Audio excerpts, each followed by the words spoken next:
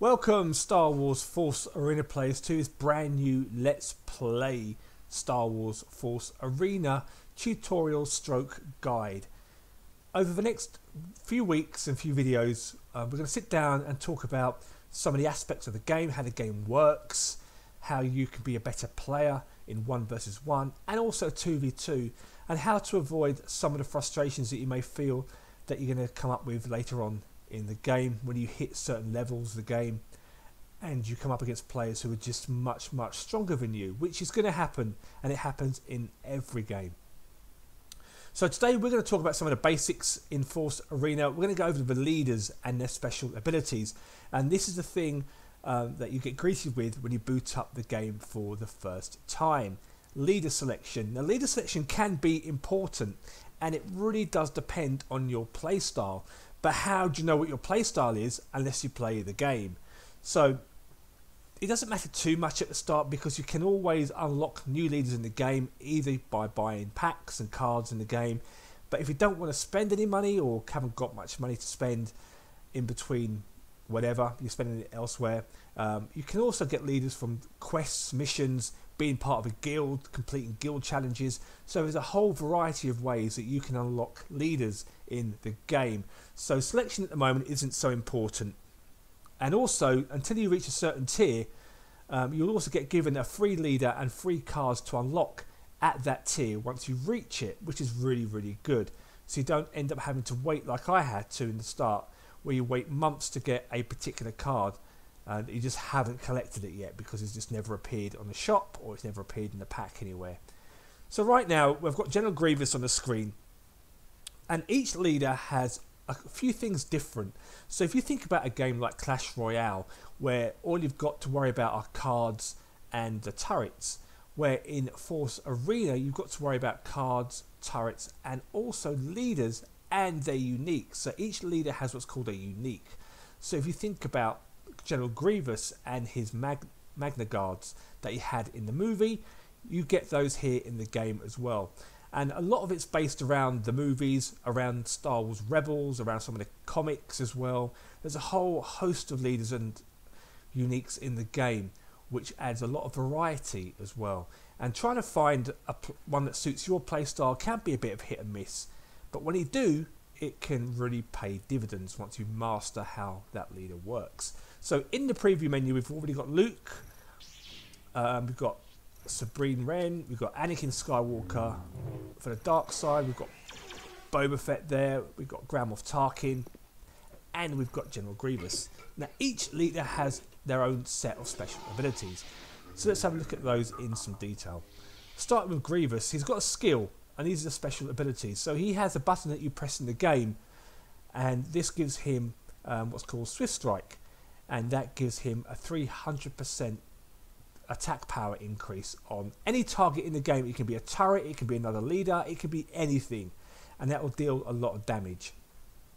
He also has a passive skill, and what that basically means is that you don't press any buttons. It's always going to be there no matter what happens. Sometimes there will be a condition attached in the game. So for example, you may have to die for it to be activated, you may have to kill a certain amount of cards for it to be activated, or use a certain card for it to be activated. But in General Grievous's case, he gives all tech units deployed on the map an attack power increased by 6%, and also their health is increased by 6%.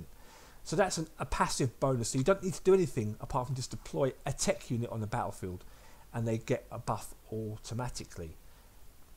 General Grand Moff Tarkin, so you may remember Tarkin from Rogue One. He was also in the original Star Wars movie way back when, and he's a ranged attack player, although he hasn't got a great range, where Grievous is more obviously melee because he's got lightsabers. Look at that, beautiful. And he has got a special ability too, which is an orbital strike, which deals 400% damage. So when you deal an orbital strike, it will only do it in a particular radius around your leader in any direction, again on turrets or leaders or units, and it can deal a lot of damage. And his passive ability, which is really strong in the game, is that if you use what's called a support card, we'll talk about cards later on in the video, he has a 50% chance to recover energy. Now energy is a currency that you use in game to purchase your units when deploying them on the battlefield. But we'll talk about that later on in the video. So he's pretty decent to have too. And obviously you've got Boba Fett, the bounty hunter. He's a ranged leader. Comes with Slave 1, obviously. And he has got a special skill of using the missile strike, which can do a ton of damage. And it's also AoE, area of effect. So if you've got, for example, like a large mob of units, the rocket will go right into the middle of those and more or less kill almost everything in there. And then you've got his passive. So Boba Fett deals 12% more damage to enemy leaders. So if you're playing in 1 versus 1 or 2v2, he will deal more damage on leaders than any other card in the game, which is good. Moving on to the light side, you've got Anakin Skywalker from the Clone Wars. Again, he's a lightsaber wielder, and he has got a skill here of what's called Enraged. He gains immunity to all stuns and increases his attack power by 40% and attack speed, which is really good. And it also gives a buff to other cards on the on the battlefield as well at the same time. And here we are. This is it here, the heat of battle. When you've used that special ability, it activates a passive.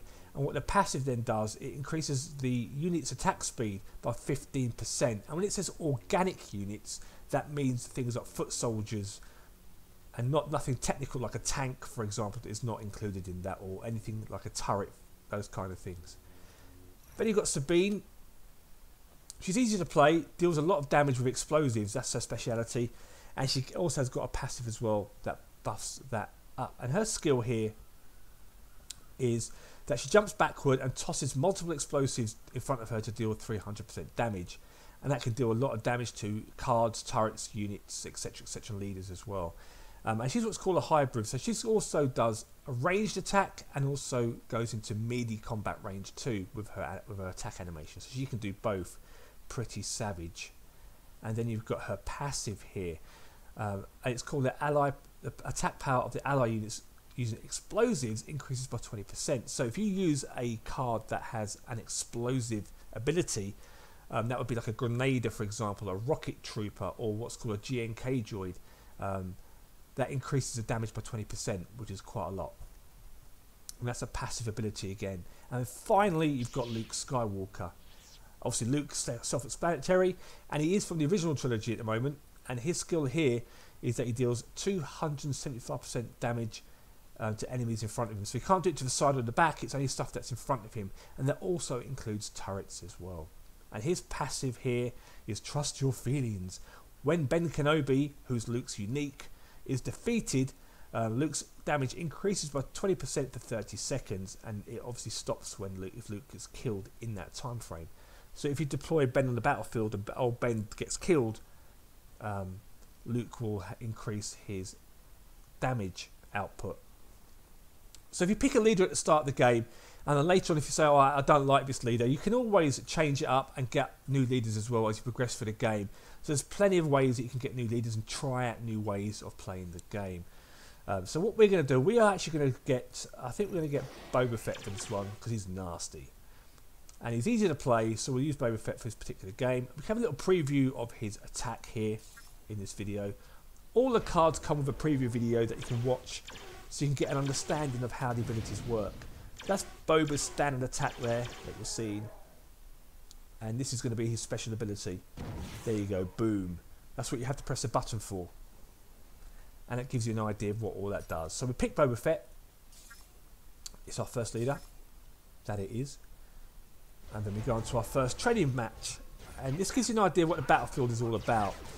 And in the next video, we will talk about how you can progress from here, and then what the game map is all about, how you win, how you defend, and all those kind of strategies. And obviously, if you haven't played the tutorial, feel free to jump in and have a go on that as well.